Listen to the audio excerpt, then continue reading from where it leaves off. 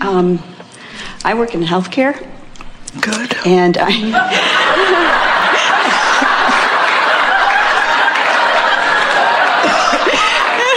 Do you have anything in your pocket?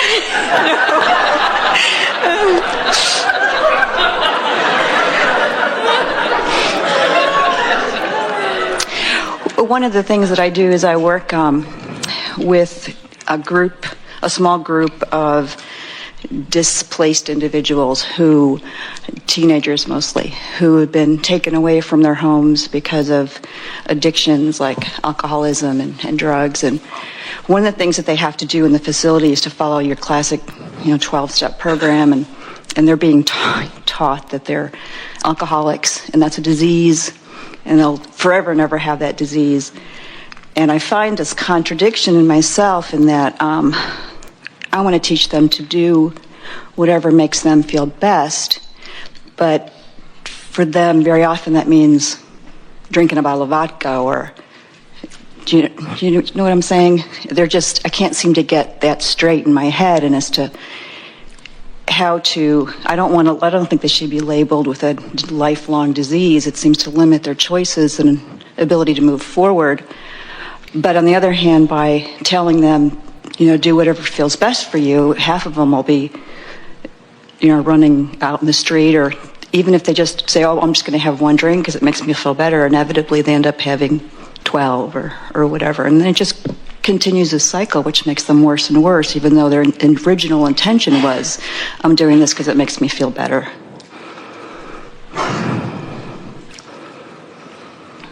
Do you know the steps? Mm-hmm. Speak them. Well, the first one is that they have to admit that they're powerless over alcohol and that their lives have become unmanageable. Can't be helpful. No. And that's the most important one. I mean, they have to admit that they have no power over their own lives. We cannot see how that can be helpful, can you? Mm-mm. But on the other hand, it does very often, if they stick with the program, they will stop drinking, at least for periods of time. And, some of the people that come in and volunteer have been sober for 30 years, but they're still terrified of ever even, smelling alcohol, because they're sure that they'd be, right back there. So it's, I'm having trouble with how to approach that. Well, what's the second step? You would ask that. Anybody? Admitting that... That's it. That's it. Thank you. That was loud. Must be something wrong with the microphone. I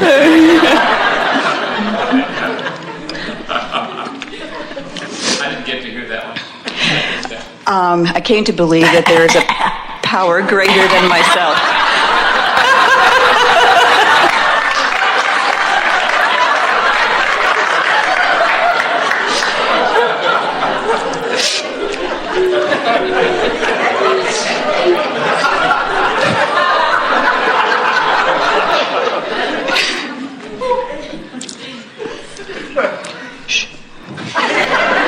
Oh, we're waiting for you.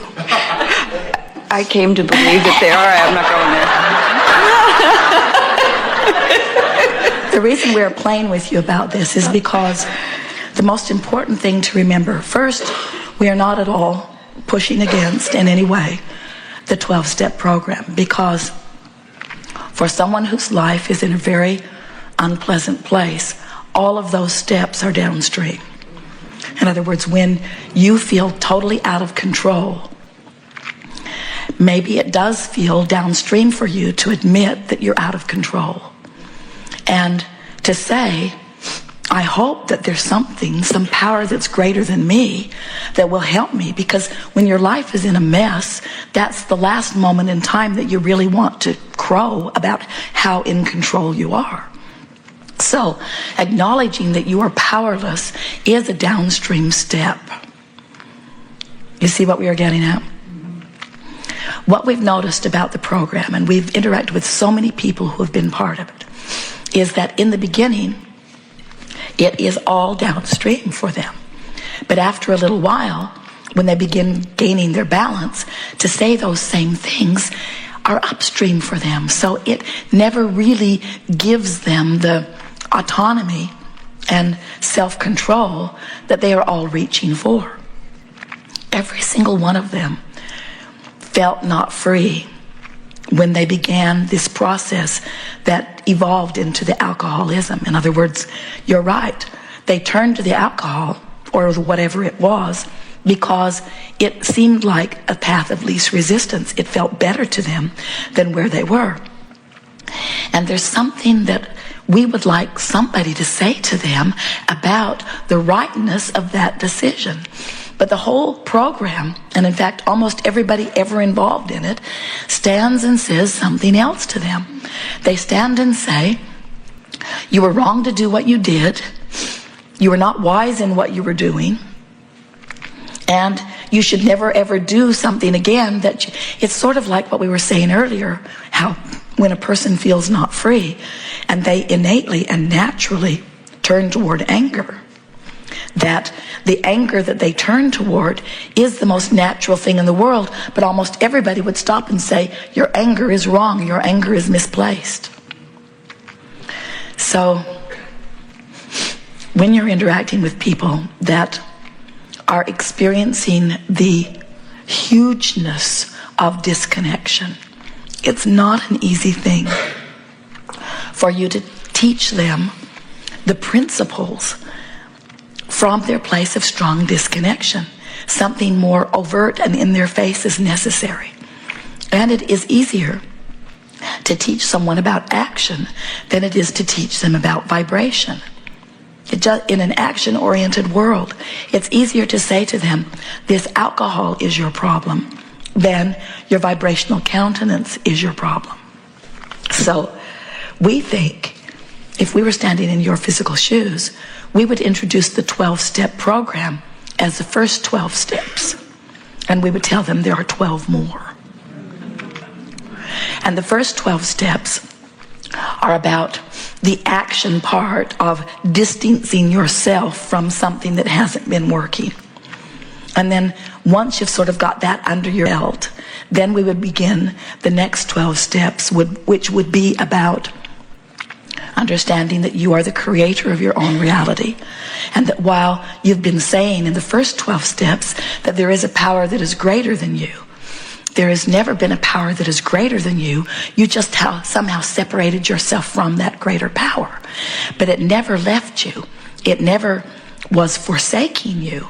It was always aware of you, reaching for you, calling you toward it. You just could not hear. But it was always there. The second of the next 12 steps would be, you are the creator of your own experience, and you are doing the best that you knew how to do every step along the way. You did the best from where you were that you could have done, and you can't go back and undo all of that.